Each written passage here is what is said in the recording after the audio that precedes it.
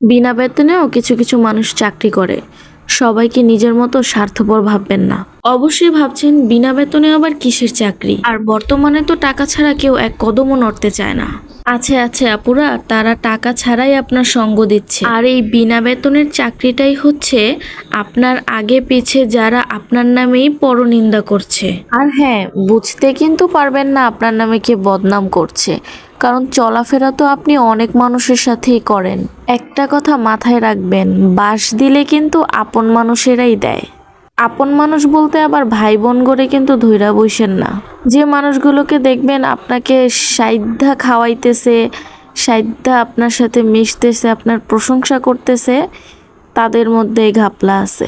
আর হ্যাঁ, বিনা বেতনের কর্মচারীদেরকে বলছি, যারা পেছনে পেছনে মানুষের নামে বদনাম করে বেড়ান, তারা আজীবন পেছনেই থাকবেন, সামনে কোনোদিনও এসে কিছু বলতে পারবেন না।